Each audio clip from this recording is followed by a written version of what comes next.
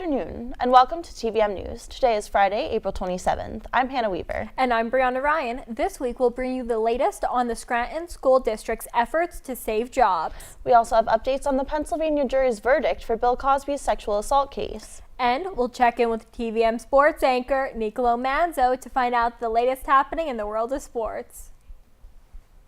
In light of recent shootings at schools and public spaces, Marywood held an active shooter drill on campus this week to test its emergency response plan.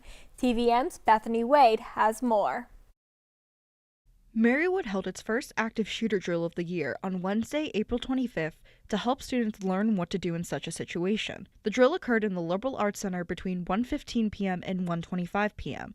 The actor started off in the rotunda and then wandered through the rest of the building, firing blanks and trying to break into offices and classrooms. Those who were located in the building were told to either hide in place or run, depending on their particular situation.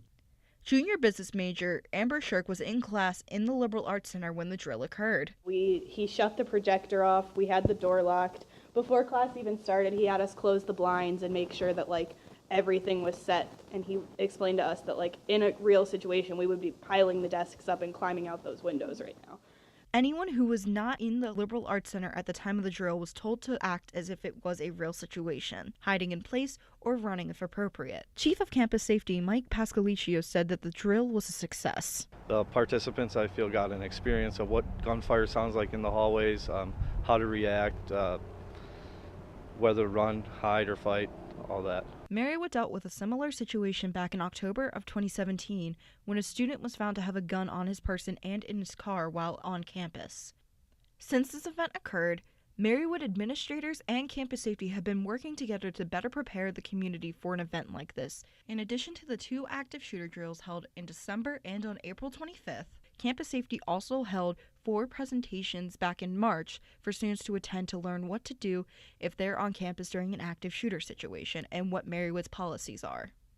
This drill is the first of many to come, according to Pascaliccio. It looks like in the future, these will be like fire drills. I see that coming down the line, that a requirement might be in place where you have to do an active shooter drill every year and every building that you have. So we have 30 buildings, so we'll be doing 30. For TVM News, I'm Bethany Wade. U.S. Senator Robert Casey is spreading the word about the Pennsylvania Achieving a Better Life Experience, or ABLE Act. He came to Marywood to celebrate 1 year of the ABLE Act being passed in Pennsylvania. The act allows people with disabilities and their families to open tax-exempt savings accounts for up to $100,000. This will help fund expenses without losing other benefits. Casey discussed the importance of helping those with disabilities during his visit. Casey is currently trying to extend the age of eligibility from 26 to 46 to include those who develop disabilities later in life. The Student Government Association has new representatives for the 2018 to 2019 school year. Livia Rainey will represent the class of 2019, while Elizabeth Ulickney and Stephen Catazone have been chosen to represent the classes of 2020 and 2021. These results follow the announcement of the election of Brandon Morley as president and Ryan Calamia as vice president. Both students ran unopposed. Other representatives named include Caitlin O'Meara as media and marketing representative, Sarah Marshall for athletics and intramurals, and Kate Bateman for campus ministry. SGA also announced that elections for vacant representative positions such as resident, student life, veteran affairs, and class of 2022 representatives will be held in the fall. Marywood-University is ranked 17th in the most recent Best Value Schools list. Marywood is the leading regional private university among Northeast Pennsylvania schools ranked by the list. The website Best Value Schools says its goal is to let prospective students see how colleges and universities in Pennsylvania rank by attendance, variety of online offerings, student resources, and student success. One of the aspects the website considered is Marywood's mission to help students live responsibly in an interdependent world. community leaders will gather on campus next week for the 5th annual Community Leadership Celebration. This year's honorees will be Bill and Marilla Scranton. Bill is a business executive and former Pennsylvania Lieutenant Governor, and Marilla is a community activist and volunteer. The event will include a night of food and entertainment, and all proceeds from this year's event benefit the President's Innovation Fund, which helps to support Marywood's growth and innovation as an academic community.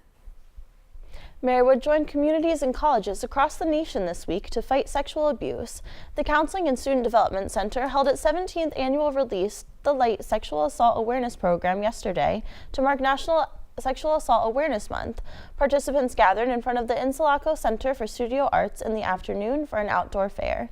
In addition to music and crafts, 20 organizations offered information on sexual assault and healthy relationships. Those attending were also invited to participate in a solidarity march. Music, theater, and dance students are closing the semester with a string of performances, all free and open to the public. Today at 3 p.m., Marywood brass students will hold their recital in the Marian Chapel. Seniors Dana Jackson and Marcus Blackwell's final project titled Dancing Through Time, Fundamentals of Dance will take place in the Black Box Theater at 5 p.m. The Marywood Concert Choir and Wyoming Seminary Civic Orchestra joined together this Sunday at 2 p.m. to perform a piece by Beethoven. Also on Sunday, the Percussion Ensemble will have its concert at 4 p.m.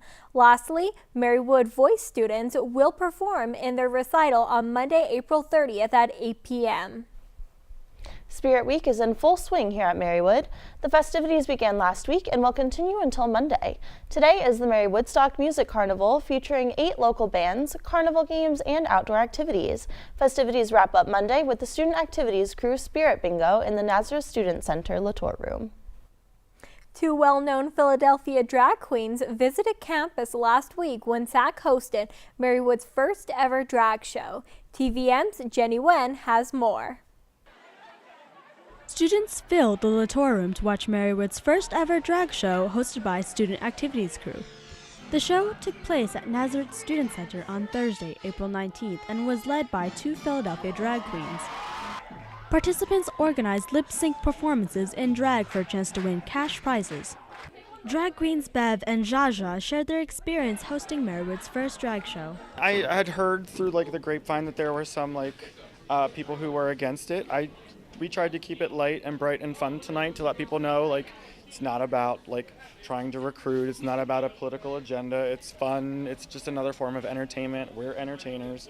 We don't live our lives like this. We're going to go back to being boys, and we just do this as a form of entertainment to make people have a good time. It's exciting being part of the change and being the first show here. So I'm all about it. I like change. The winner of the drag show, Jackson Patrick LaBelle, also known as Barbecue Lays, shared his thoughts on the event. I think people really need to learn about tolerance, right? If this makes so many people happy, we had more than a full turnout. People were standing in the back, and there were still handfuls of people who really hated this. And to them, I say, you're missing out. Freshman student Maya LaSalle attended the event to show support for participants. Oh my God, I loved it. Jackson is one of my best friends, so it was really awesome to see him get to express himself in this way, and it was really incredible to see everyone else express themselves in a different way, and it was really awesome to see how the community was just so accepting. For TVM-News, I'm Jenny Lee. Stay tuned to hear about the fate of 4 Scranton School District teachers' jobs. TVM-News is sponsored in part by Bella Spazio Salon and Day Spa located in Scott Township. Bella Spazio offers a variety of salon and beauty services. Check out Bella Spazio Salon and Day Spa on Facebook or go to bellaspaziospa.com. What this place needs is better graduation rates. What this place needs is less childhood obesity. What this place needs is free help with taxes. What this place needs is healthy breakfast. What this place needs is fitness programs for kids. What this place needs is early readers. What this place needs is mentors for teens. What this place needs is people to join us. What this place needs is you. To donate or volunteer, go to unitedway.org. You know what, guys? There's a lot of tree branches and dry brush over here. We should probably move the bonfire over there.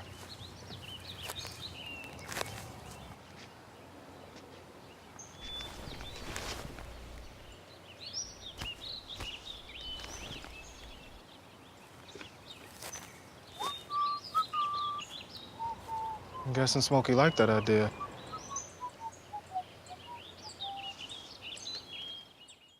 Here's your check.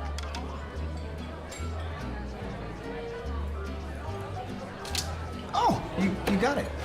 You know, since I got rid of my car, I really enjoy walking. Okay. God, no. Getting pulled over for buzz driving could cost you around $10,000 in fines, legal fees, and increased insurance rates.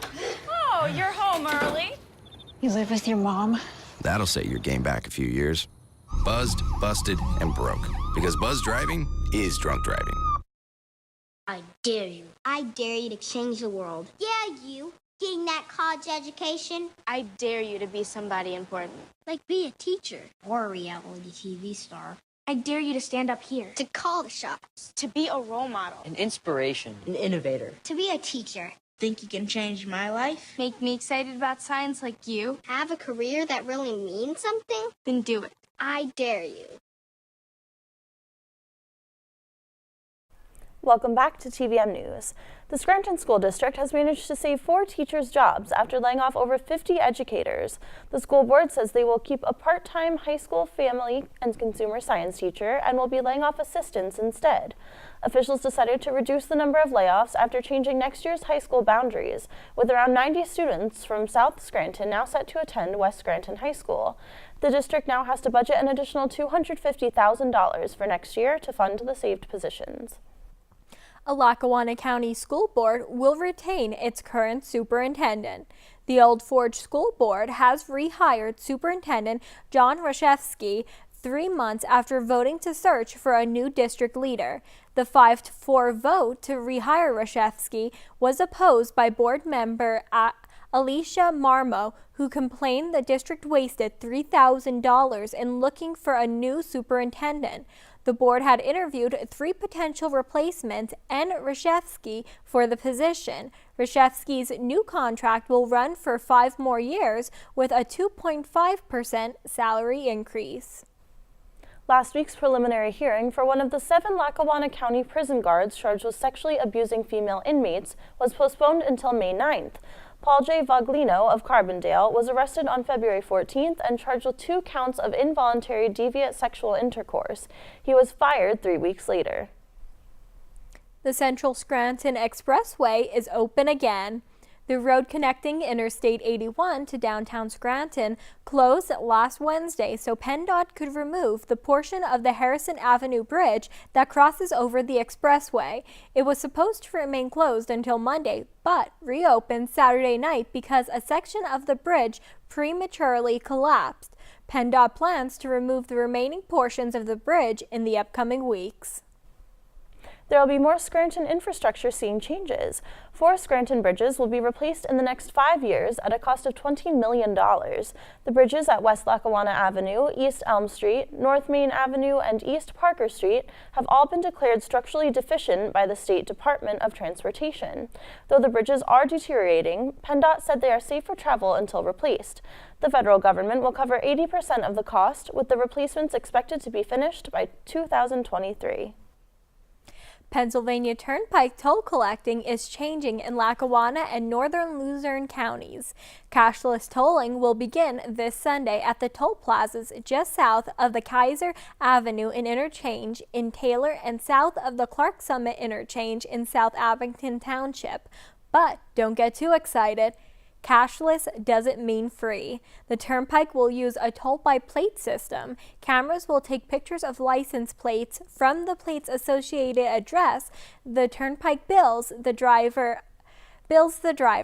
Officials say eventually all 550 miles of the Turnpike system will be converted to cashless. A development company now has its sights set on Dunmore to build a facility that would refine landfill gas to pipeline-grade renewable natural gas. Meadowbrook Energy, LLC, announced last Wednesday that its proposed facility will be built in the Keystone Industrial Park in Dunmore instead of in Troop as originally planned. The Troop deal faltered after the borough's consultant advised council, saying the plan would conflict with a zoning ordinance. The company is talking to state regulators to get the $100 million project off the ground while awaiting permits from the State Department of Environmental Protection. The plant will bring at least 15 jobs to the area. Meadowbrook expects the project to be operational in 2019. The Steamtown National Historic Site is celebrating National Park Week. Admission to the park will be free through Sunday. This week also marks the return of the Delaware, Lackawanna, and Western Railroads, Scranton Limited, and Naog Gorge Limited trains. A train ticket will cost $5 for those 6 years old and up. Trains run today and through the weekend. Steamtown National Historic Site is open from 9 a.m. to 5 p.m. Bill Cosby is making national headlines again, and this time we have a verdict. That story and more national news when we come back, but first let's take a look at the 7-day forecast.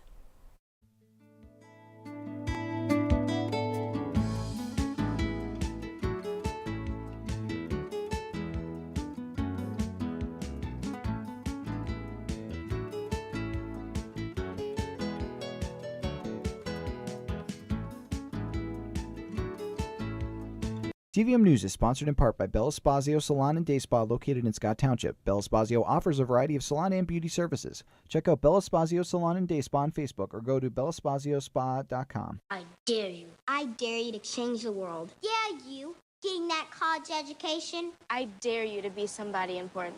Like be a teacher or a reality TV star. I dare you to stand up here. To call the shots. To be a role model. An inspiration. An innovator. To be a teacher. Think you can change my life? Make me excited about science like you? Have a career that really means something? Then do it. I dare you. To Maddie, congrats on paying off all those student loans. Finally, right? How'd you manage that anyway? I started tracking my spending, changed a couple of habits. Wow, I'm kind of living paycheck to paycheck right now. I don't even know how I'm doing it. Well, have you tried saving a little? I want to, but where's that money gonna come from? Bill collectors, they're the worst. Am I right? When it comes to financial stability, don't get left behind. Not home. Get tools and tips for saving at feedthepig.org. What this place needs is better graduation rates. What this place needs is less childhood obesity. What this place needs is free help with taxes. What this place needs is healthy breakfast. What this place needs is fitness programs for kids. What this place needs is early readers. What this place needs is mentors for teens. What this place needs is people to join us. What this place needs is you. To donate or volunteer, go to unitedway.org. You know what, guys? There's a lot of tree branches and dry brush over here. We should probably move the bonfire over there.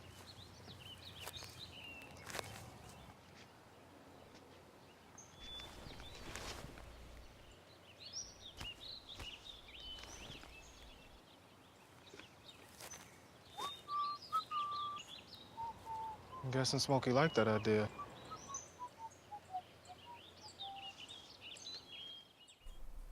Welcome back. A jury found Bill Cosby guilty yesterday of drugging and sexually assaulting a woman at his home near Norristown, Pennsylvania in 2004. The jury deliberated for 2 days and convicted Cosby on all 3 counts of aggravated indecent assault against Andrea Constand.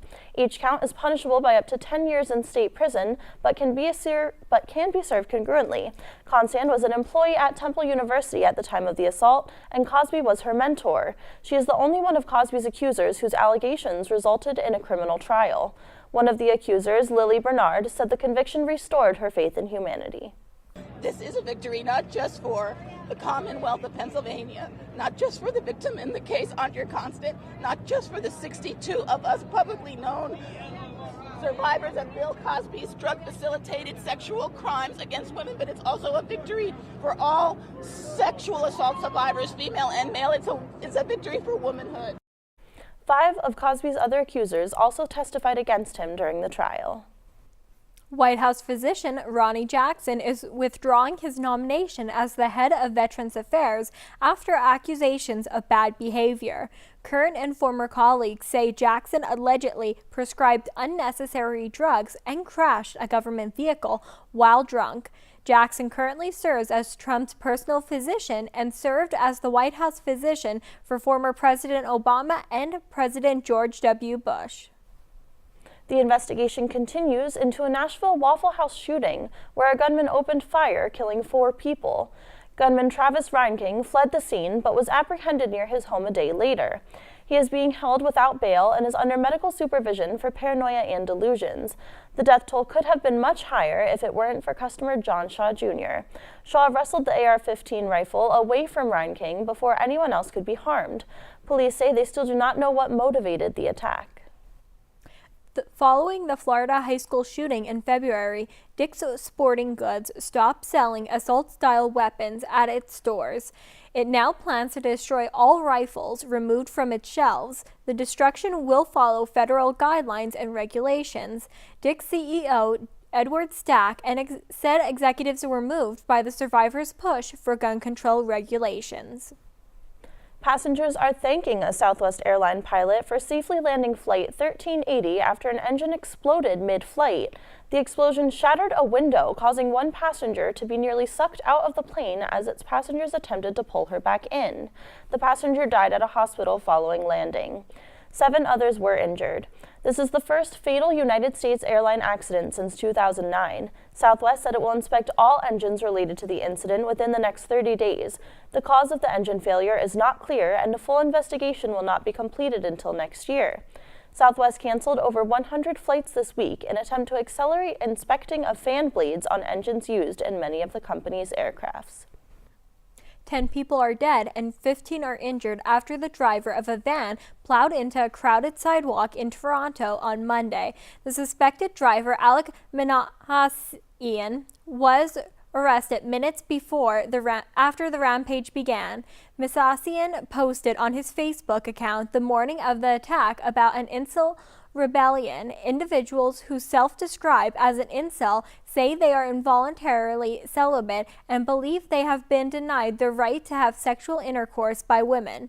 He also made references to mass killer Elliot Rodger, who killed 6 people and injured 14 near the campus of University of California, Santa Barbara in 2014 before killing himself. Toronto Mayor John Tory encouraged solidarity within the city.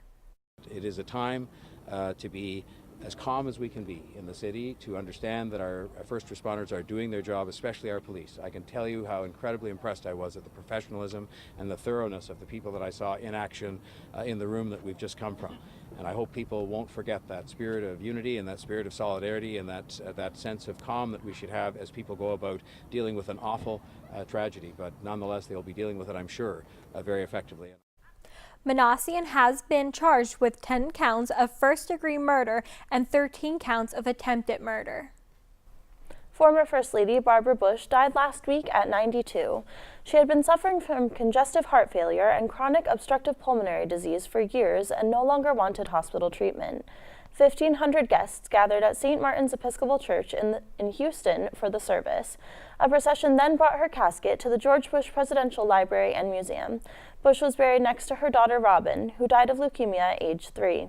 Barbara's longtime friend Susan Baker spoke at her memorial. Thank you, dear Lord, for bringing Barbara Pierce Bush, this vibrantly beautiful human being, into the world, and especially for bringing her friendship into our lives. One day after the funeral, her husband George H.W. Bush was hospitalized for an infection that spread to his blood. He is responding to treatment and appears to be recovering. It's a prince for the Duke and Duchess of Cambridge.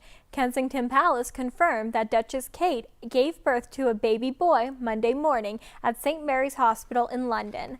The newborn is 5th in line to the royal throne behind grandfather Prince Charles, father Prince William, and his siblings Prince George and Princess Charlotte. Both mom and baby are doing well and returned home to the palace shortly after the birth. The royal family have named the baby Louis Arthur Charles after Prince Charles' great-uncle Lord Mountbatten. Former New York City Mayor Rudy Giuliani is joining President Trump's legal team. Trump's lawyer, Jay Sekulow, made the announcement last Thursday. Giuliani said his focus will be working with Robert Mueller in his Russia probe, attempting to bring the investigation to a conclusion. Mueller is investigating Russia's influence in the 2016 election and alleged ties between the Trump campaign and Russia. Giuliani praised Trump's current legal team, but said he'd bring a new perspective. Giuliani was a supporter of Trump's presidential campaign and was at Trump's resort in Mar-a-Lago last week. Attorneys Jane Serene Raskin and Marty Raskin are also joining the legal team. The Raskins had no comment on their new positions.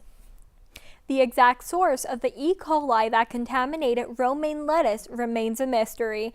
After a nationwide outbreak, the Food and Drug Administration and the Centers for Disease Control and Prevention issued a warning to consumers to throw away romaine lettuce from the Yuma, Arizona region.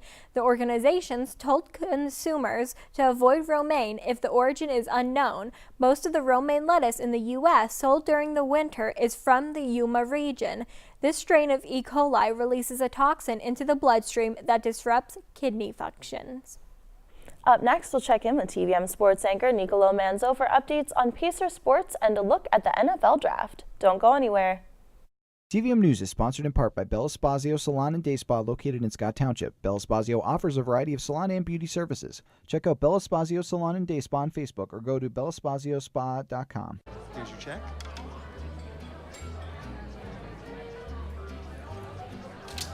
Oh, you got it. You know, since I got rid of my car, I really enjoy walking. Okay. God, no. Getting pulled over for buzz driving could cost you around $10,000 in fines, legal fees, and increased insurance rates. Oh, you're home early. You live with your mom? That'll set your game back a few years. Buzzed, busted, and broke. Because buzz driving is drunk driving. Oh! Checking your fantasy league? Nah, just my 401k statement. Nice. Where'd you find the money for that? I've just been saving a little every month. I can't seem to save anything. Well, what about all this? What about the money you're spending? What money? It's gone before I can get my hands on it. I got a pizza for a Todd. Hey, can somebody spot me? When it comes to financial stability, don't get left behind. It's 547. Get tools and tips for saving at feedthepig.org. Welcome back to TVM News. Let's check in with TVM sports anchor Nicolo Manzo for Marywood Sports. So Nicolo, are any teams taking the spotlight? Well, Hannah, men's lacrosse got some local airtime this week. Oh, really? Tell us more about it. The women's and men's lacrosse teams are coming off one of the most important weeks of the season. Both teams faced conference favorite Cabrini. The women entered the game perfect in the CSAC, but came up short 13-12 to the Cavaliers. The Cabrini women have a 6-year winning streak in conference play. Marywood led 9-7 at one point, but Cabrini answered with 4 consecutive goals. The Pacers were led by Sam Bussinelli's 4 goals and 3 assists. The women then closed the regular season with a non-conference win over Susquehanna, 13-8. Marywood has clinched the number 2 seed for the CSAC playoffs and will host a playoff game on Wednesday, May 2nd. The men suffered the same fate as the women against Cabrini. The Cavaliers posted a decisive 18-2 victory that dropped the Pacers to 4-2 in the conference. Matt Casto and Matt Dudley found the back of the net. Yesterday, Marywood traveled to Keystone to wrap up the regular season in a locally televised matchup. The cameras didn't faze the Pacers or senior Rob Mahaney. Mahaney scored 5 goals, including his 100th as a Pacer, in a 20-6 Marywood victory. The Pacers travel to Gwynedd Mercy for a CSAC semifinal tomorrow. Both the baseball and softball teams are fully into conference play. Last Saturday, softball swept a doubleheader against Cairn 9-1 in 5 innings and 9-3. In Game 1, Kirstie Alvarez earned the win, while Annie Hayen went 2 for 3 with 3 runs batted in to lead the offense. Katie Ciano picked up the Game 2 win as Kelsey Killeen and Hannah Dokulovic both went 3 for 4, with Dokulovic driving in 3 runs. The wins brought the team back to 500 for the year and 11-7 in the CSAC. Softball wraps up its season with doubleheaders today and tomorrow before the CSAC playoffs start on Wednesday. Baseball split its doubleheader against Centenary, winning 6-3 and losing 9-1. In the win, Trevor Powers moved to 3-0 on the year, and Scott Becker went 3 for 4 with 2 RBI. The Pacers then hosted nationally ranked Keystone College, where they fell 13-4.